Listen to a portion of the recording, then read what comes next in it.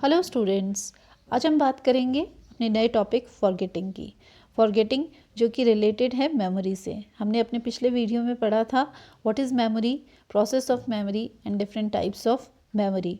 अगर आपने वो वीडियो नहीं देखा है तो आप देख सकते हैं। पहले आप मेमोरी का कॉन्सेप्ट अपना क्लियर करें, उसके बाद आपको फॉरगेटिंग ईजीली समझ आ जाएगा।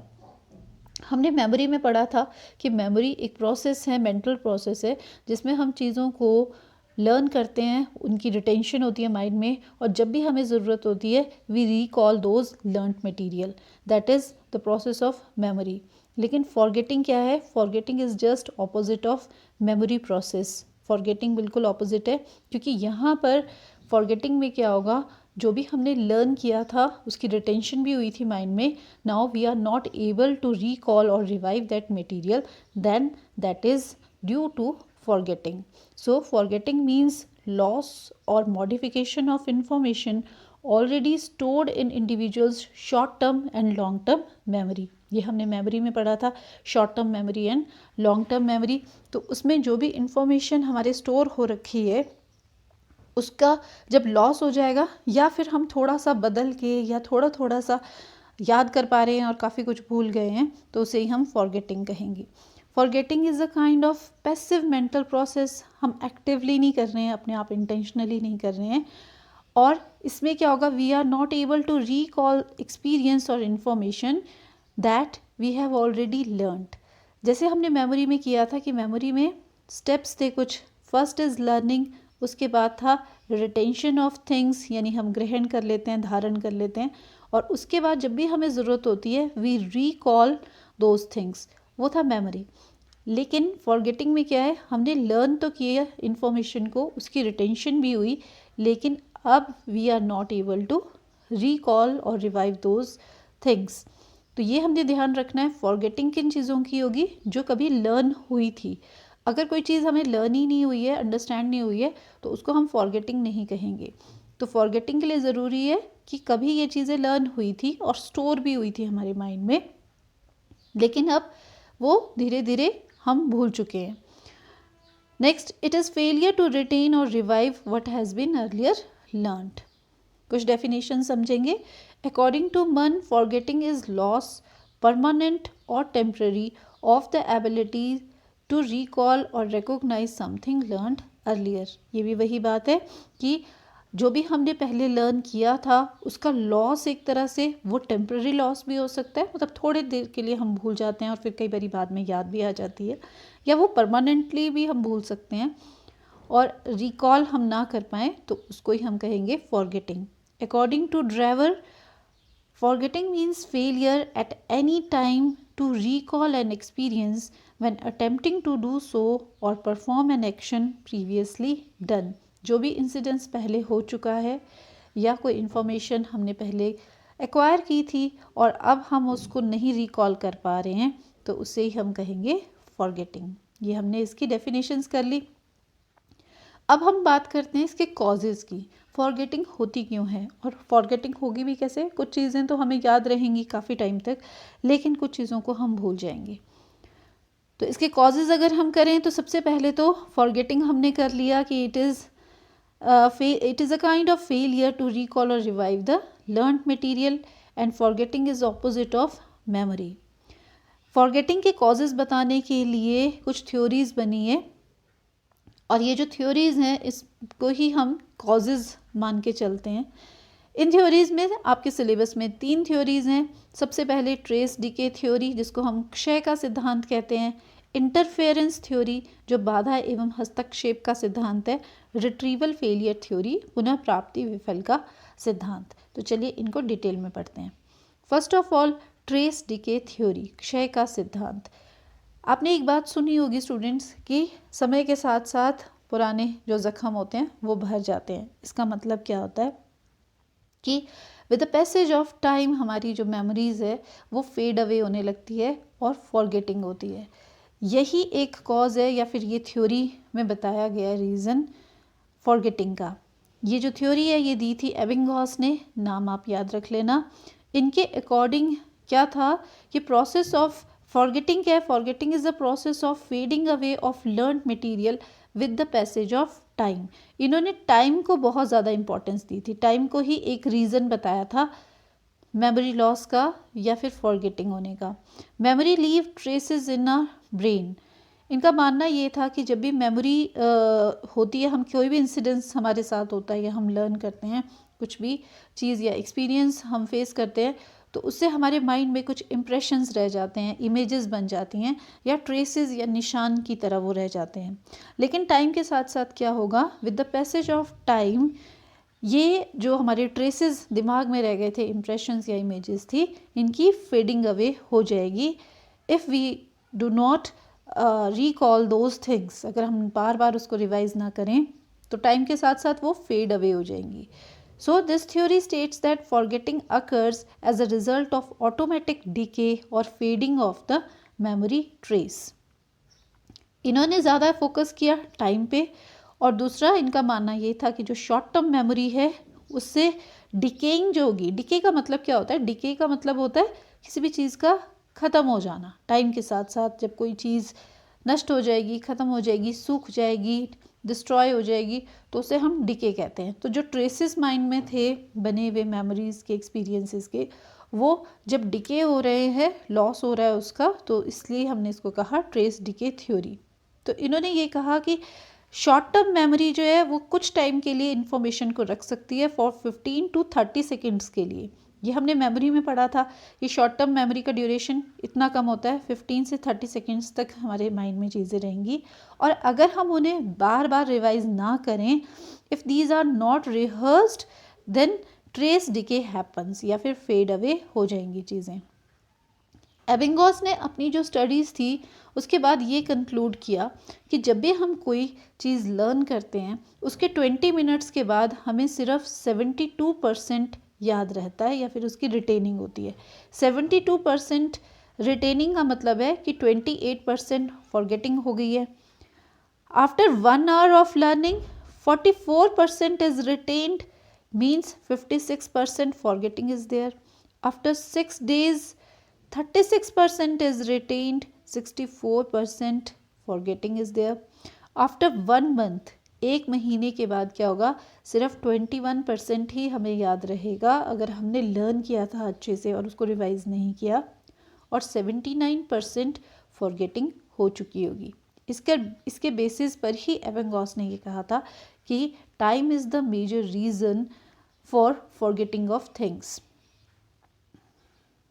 अब इसके बाद सेकंड हम थ्योरी करेंगे, वो है इंटरफेरेंस थ्योरी। ये है हस्तक्षेप का सिद्धांत।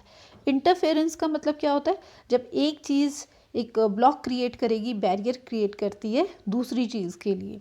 तो इंटरफेरेंस थ्योरी भी यही बताती है कि forgetting occurs because memories interfere with one another.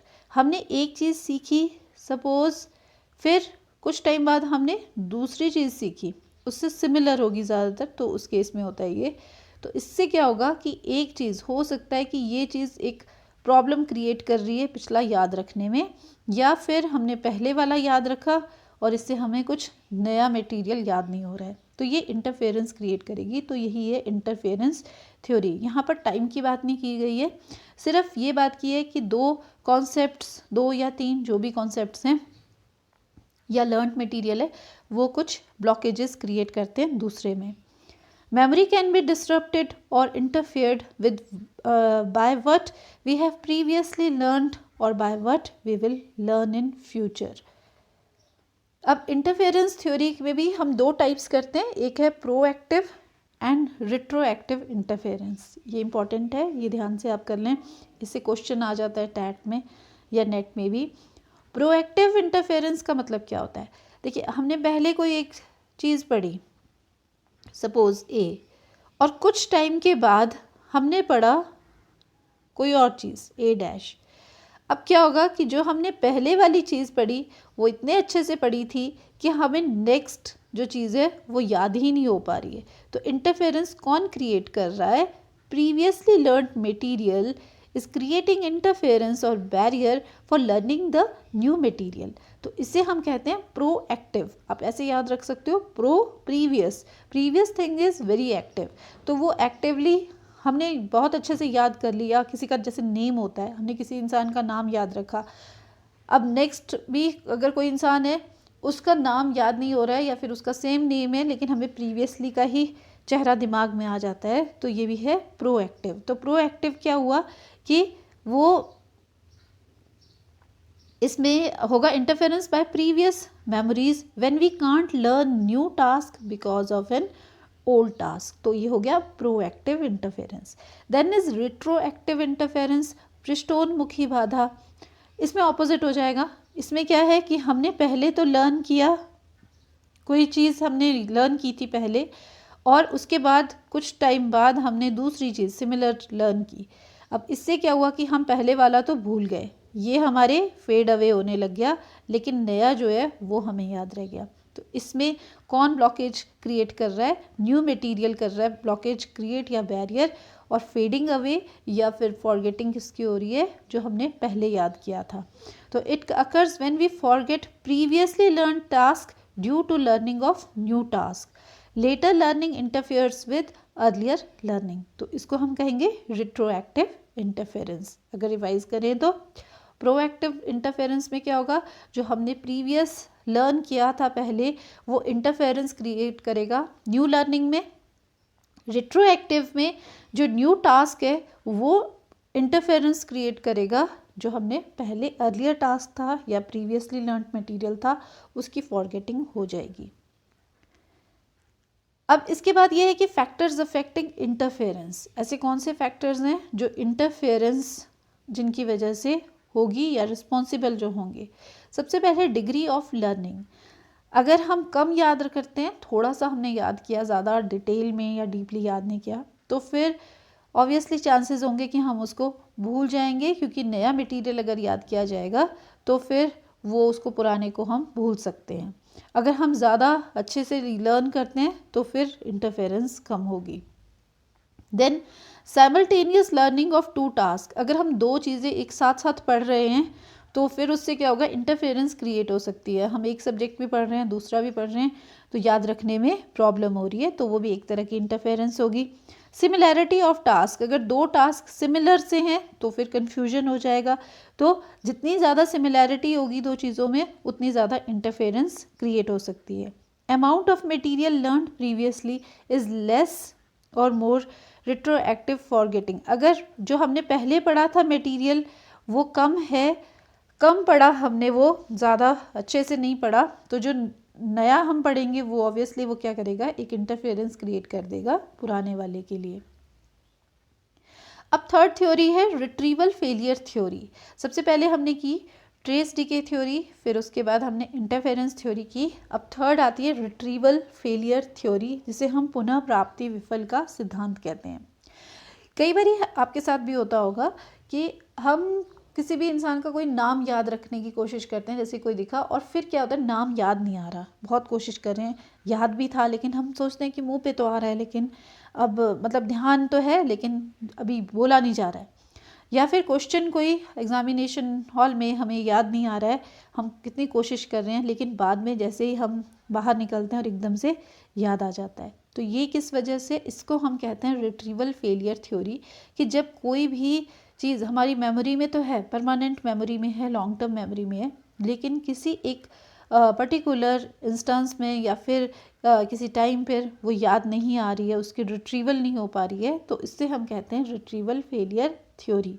इसको हम क्यू डिपेंडेंट थ्योरी भी कहते हैं। क्यू डिपेंडेंट किस लिए, क्योंकि ये माना जाता है कि जब भी हम कोई मेमोरी करेंगे, याद करते हैं कोई चीज़, रिवाइवल करते हैं, तो कुछ हमें हिंट्स चाहिए होते हैं और वो हिंट्स जो हैं वो निकल जाते हैं दिमाग से, इसलिए हम इसे क्यू डिपेंडेंट थ्योरी भी कहेंगे।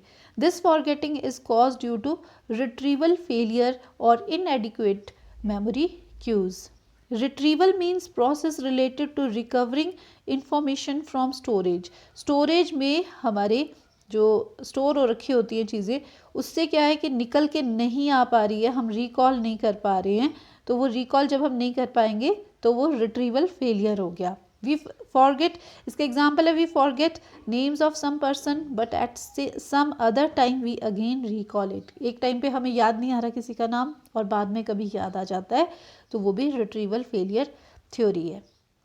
तो ये हमने 3 थ्योरीज की, बस आपको ये थोड़ी थोड़ी शॉर्ट में है ये थ्योरी सिलेबस में। अब हम करते हैं स्ट्रैटेजीज टू मिनिमाइज फॉरगेटिंग।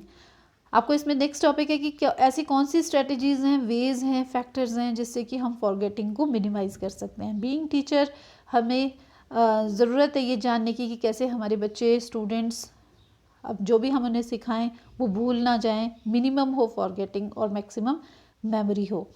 तो ऐसे कौन से वेज होंगे? सबसे पहले है proper understanding of learned material. कोई भी मटेरियल कितना अच्छा लर्न किया जाएगा उतनी ज़्यादा उसकी माइंड में रिटेंशन होगी। तो सबसे पहले तो ये ज़रूरी है कि मटेरियल की लर्निंग अच्छी होनी चाहिए, अंडरस्टैंडिंग होनी चाहिए। Second is kind of material. Material किस तरह से बच्चों को दिया जा रहा है, जो भी वो पढ़ रहे हैं वो अगर ईजी होगा, सिंपल होगा, मीनिंगफुल होगा और इफ़ेक्टिव वे में अगर प्रेजेंट किया जाएगा वो मटेरियल, तो उससे उसकी लर्निंग और साथ में रिटेंशन एंड रिकॉलिंग इजीली होगी। अगर टफ मटेरियल होगा तो फिर बहुत चांसेस होंगे कि वो ज़्यादा टाइम तक दिमाग में उसकी रिटेंशन नहीं रह पाएगी। Appropriate method of presentation of content, ये मेथड ऑफ टीचिंग से रिलेटेड है कि जब भी बच्चों को पढ़ाएं तो मटेरियल चलो अगर ठीक है, लेकिन अगर हम उसको इफ़ेक्टिवली प्रेजेंट नहीं कर रहे हैं बच्चों को तो उससे लर्निंग भी कम होगी और साथ में रिटेंशन भी नहीं हो पाएगी। तो जब भी बच्चों को पढ़ाएं उसके प्रेजेंटेशन अच्छी होनी चाहिए। हम यूज़ करें डिफरेंट मेथड का और एप्रोप्रिएट मेथड का यूज़ होना ज़रूरी है, जैसे डेमोन्स्ट्रेशन मेथड है, एक्टिविटी मेथड, फिर प्ले वे मेथड है, हैंड्स ऑन एक्टिविटीज़। बच्चों को जब भी पढ़ाएं तो उनकी मैक्सिमम इन्वॉल्वमेंट होनी चाहिए। जितना वो इन्वॉल्व होंगे एक्टिविटीज़ में उतने ज़्यादा टाइम तक उनके दिमाग में, उनके माइंड में वो चीज़ें बनी हुई रहेंगी। यूज़ ऑफ एग्जांपल्स, काफ़ी एग्जांपल्स का यूज़ करें, खासकर बच्चों की जो रियल लाइफ, उनकी लाइफ से रिलेटेड एग्जांपल्स हैं वो लेकर आएँ। तो दूसरा है use of audio visual aids. जितना ज़्यादा ऑडियो विजुअल एड्स का यूज़ करेंगे हम उतनी ज़्यादा लर्निंग होगी और फॉरगेटिंग कम होगी, क्योंकि बच्चे जब किसी भी चीज़ को चार्ट में देखते हैं, मॉडल में देखते हैं, तो वो क्योंकि विजुअल इम्पैक्ट पड़ेगा तो ज़्यादा वो मेमोरी में चीज़ें चल जाती है। जिन चीज़ों को हम सिर्फ सुनेंगे उसकी फॉरगेटिंग उतनी जल्दी हो जाएगी, देखते हैं हम तो वो ज़्यादा टाइम तक लर्न रहेगा, मेमोरी में रहेगा, और जिन चीज़ों को हम परफॉर्म करते हैं वो उससे भी ज़्यादा टाइम तक, कई बारी तो वो लॉन्ग टर्म मेमोरी में चली जाती हैं जो हम खुद परफॉर्म करते हैं, और वो उसकी फॉरगेटिंग कम होगी। तो इसलिए there should be use of charts, models, videos, जिससे क्या होगा, मल्टी सेंसरी अप्रोच का हम यूज़ कर रहे हैं। ज़्यादा रिटेंशन है, more retention always lead to less forgetting. Then revision and repetition बहुत इंपॉर्टेंट है। अगर हम फॉरगेटिंग जितनी ज़्यादा कम करना चाहते हैं तो फिर हमें रिवीजन ज़्यादा करना होगा। तो बच्चों को जो भी हम पढ़ाएं दिन को, फिर वो हम उनको होमवर्क दें, नेक्स्ट डे एक बार रिवाइज़ करवाएं, कुछ टाइम के बाद उनका टेस्ट भी ले ले। तो इससे क्या होगा, again and again revision repetition होगा कुछ कुछ टाइम इंटरवल के बाद, तो इससे फॉरगेटिंग कम होगी। सेल्फ रिव्यू और रिफ्लेक्शन, इसका मतलब ये है कि बच्चा जब भी कुछ पढ़े या कोई भी इंडिविजुअल कुछ पढ़ता है, उसके बाद पढ़ने के बाद वो एक बार अपने माइंड में उसको ज़रूर रिव्यू करे कि उसने क्या क्या पढ़ा। कुछ स्टेप्स हैं, कोई प्रोसेस है, सम्स हैं, कोई भी चीज़ हैं, तो वो उसको बिना बुक की हेल्प के नोटबुक में देखे, वो एक बार रिवाइज अपने माइंड में करे, तो फिर उससे क्या होगा कि वो चीज़ें उसकी मेमोरी में अच्छे से चली जाएंगी। नो डिस्ट्रैक्शन और डिस्टर्बेंस वाइल लर्निंग। जब भी बच्चा लर्न करे कोई चीज़ तो कोई डिस्ट्रैक्शन नहीं होनी चाहिए। कोई अगर जैसे साथ वाले रूम में मान लो टीवी लगा है, साथ में फ़ोन पड़ा है, कोई नोटिफिकेशन आ रही है, लोग बातें कर रहे हैं साथ में ही, तो उससे डिस्ट्रैक्शन ज़्यादा होगी और कंसंट्रेशन नहीं बन पाएगी बच्चे की, और इससे भी फॉरगेटिंग हो सकती है। तो एक पीसफुल प्लेस में पढ़े और जहाँ ज़्यादा डिस्टर्बेंसेस ना हो। पीरियोडिकल टेस्ट एंड एग्जामिनेशन, कुछ टाइम के बाद बच्चों के टेस्ट्स और एग्जामिनेशन होने ज़रूरी हैं। अगर हमने एक बार पढ़ाया और उसके बाद कभी उसका टेस्ट नहीं लिया और फिर साल के एंड में हम टेस्ट ले रहे हैं, तो तब तक बहुत ज़्यादा फॉरगेटिंग हो चुकी होगी। तो इसलिए after time interval, fix time interval के बाद या कुछ थोड़े टाइम गैप के बाद ही उनके टेस्ट एग्जामिनेशन लेने ज़रूरी हैं। तो आज हमने जो पढ़ा, सबसे पहले हमने मीनिंग एंड कॉन्सेप्ट किया फॉरगेटिंग का। फॉरगेटिंग क्या है? It is a failure to recall and revise और revive the things which we have already learned. Then theories हमने की जिसमें हमने कॉजेज़ थे कि एक तरह के, तो थ्योरीज में हमने की ट्रेस डिके थ्योरी, जिसमें हमने रीज़न बताया फॉरगेटिंग का, टाइम पैसेज या टाइम गैप, उसके बाद इंटरफेरेंस थ्योरी, जिसमें दो जो मेमोरीज़ है वो आपस में इंटरफेयर करती हैं।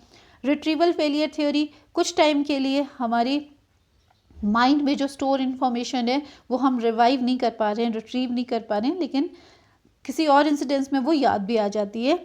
फिर हमने उसके बाद की स्ट्रैटेजीज टू मिनिमाइज फॉरगेटिंग।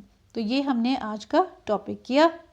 इसके बाद एक कोट है जो एल्बर्ट हेपबर्ग ने दिया था, वो है a retentive memory may be a good thing but the ability to forget is true token of greatness. ये इस तरह से है कि मेमोरी हमारे लिए एक बून है और एक मतलब हमारे लिए एक वरदान की तरह है मेमोरी, कि हमें चीज़ें याद रहती है ह्यूमन बीइंग्स को खासकर बहुत टाइम तक।